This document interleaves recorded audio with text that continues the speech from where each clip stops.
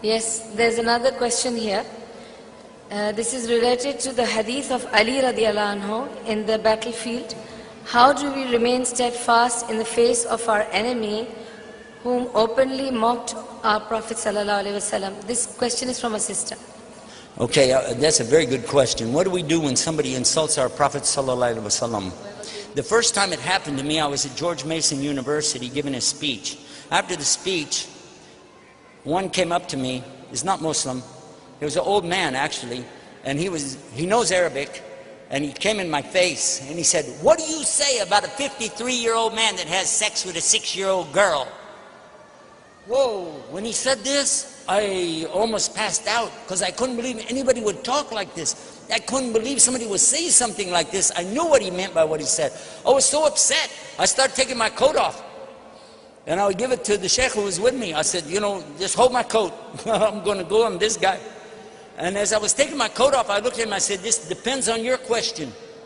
If it's a rhetorical question, or if you're insulting my Prophet, in which case I'm going to take you out back and beat your head off your shoulders.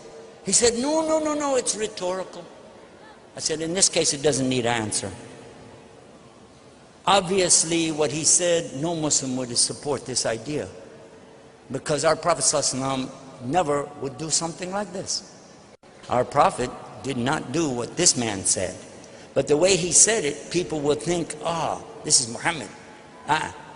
Our Prophet ﷺ was the example for us. And he was the mercy to mankind. I had to go to the scholars and ask them, how do I answer the question? They said, first of all, you don't get angry. This is in the hadith of Rasul ﷺ. La tagdab. Somebody said, give me nasiha. La tagdab. And then, la tagdab, la tagdab. Don't get angry. Take it easy. Keep your cool. Take it easy. Second thing is, when you don't know, just say, I don't know. But be kind to them. Maybe they will listen to the answer. So the next time, I saw the same guy again. I'm ready. This time, he started with another question. It's nothing but an insult, the way he said it. But this time I said, thank you for asking me about my religion. He went, huh? He didn't expect that. He thinks I'm going to get angry. Not now. I know we shouldn't do that. Thank you for asking me about my religion. And then, say this. As a Muslim, I cannot lie.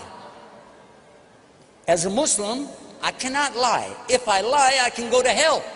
And if I don't tell the truth, if I make a mistake, you can check it out anyway, because everything in Islam is preserved 100%. Mia mia. The Quran and the Sunnah, we still have it today as we had it centuries ago. So it's there. So it's easy. We can find the answer. But by the way, and here it comes. Are you listening? If, while you are listening to my answer, you like the answer so much that you say, that's better than what I have, are you going to be ready to make a move to something better? He said, yeah. And then I began to give the answer. First of all, the hadiths are in Bukhari, and it's two. One, it says Aisha's 6 years old, and her mother, listen to the hadith, her mother comes to her and takes her into the house. She's playing in the dirt. Her mother takes her into the house to her father. So far, did you hear the word sex in there? No. And her father is doing a tradition which is a part of the Arab tradition forever. He's offering his daughter in marriage to his best friend, someone who is a leader, someone who is very important to him, and he's saying, I want you to marry my daughter. But then what? She's back outside playing in the dirt. Yes or no? Yeah. Where did you hear sex in there? I think you've been standing in the checkout line of the grocery store too long looking at the tabloids with that word sex on it. Oh, that's all you're thinking about. This is not our Prophet ﷺ. The other hadith, she's older. The mother's taken to the father's offering her in marriage. And look what it said in the Quran in chapter 4, verse 19. Very clear, it tells, O you who believe, you cannot inherit women against their will. In order for a woman to get married, she has to be old enough to know what's going on and understand it, and old enough to have children. Yeah, otherwise she can't get married. It's not a legal marriage in Islam. Yes or no? So what do you think? It gives us the example that even though she was betrothed at an early age, they didn't get married until she was old enough. The man standing there going, I didn't know that. I didn't know that. I didn't know that. It happened again when I was in Chennai. The same subject come up, and I told another one the same way. He said, really? I said, yes, but I'm going to ask you a question. Everything we know about their marriage is coming to us from her. Read what she said and think. Out of 2,200 sayings or hadith from her, roughly 2,200, she is saying only what? The best things about her husband, Muhammad sallallahu alaihi wasallam. Yes or no? And all that she said again and again, she's praising him, loving him, caring about him. She talks about when she was young, she used to race with him, and she used to beat him. She said, I got older, I got heavy, and then he used to beat me in the races. She used to tease him. She played tricks on him. We know from the Quran some tricks that she played. Whoa, watch out.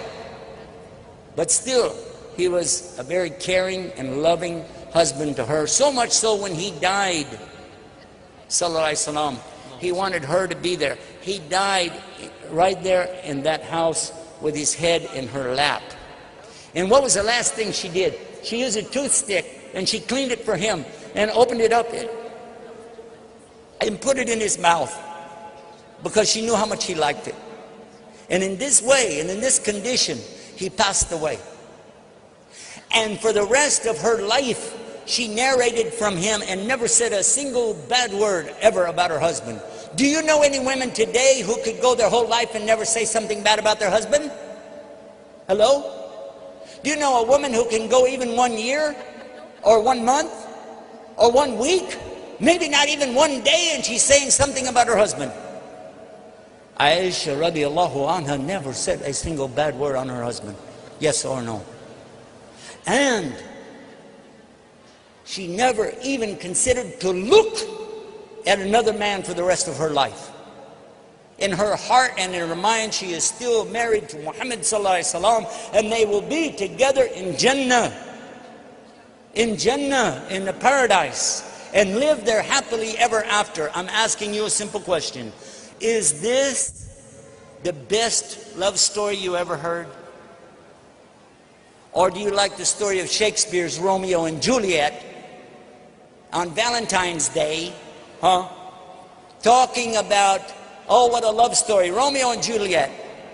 2 young lovers, one a preteen, maybe 12, and one 14, something like this, very young, from 2 separate tribes that did not like each other. They hated each other, they were fighting. So the Capulets on the one side, and the other family on the other side, and they hate each other.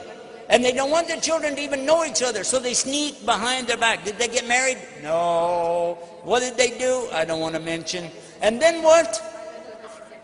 One of them commits suicide. And then the other one commits suicide. According to the Jewish religion, Christian religion, and Islam, they go to hell. Compare that to the story of Muhammad and Aisha.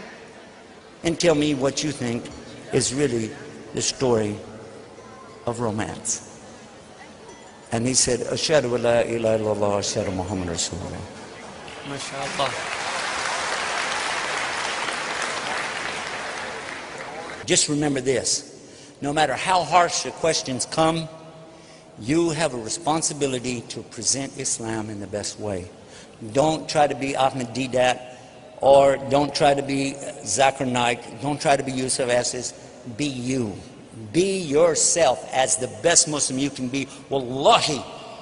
And I don't like to say wallahi because I'm not Arab anyway, but when I say this, I really mean I wish all of us would just use what Allah gave us and be the best Muslim you can be. This would destroy shaitan on this planet. He wouldn't have a chance.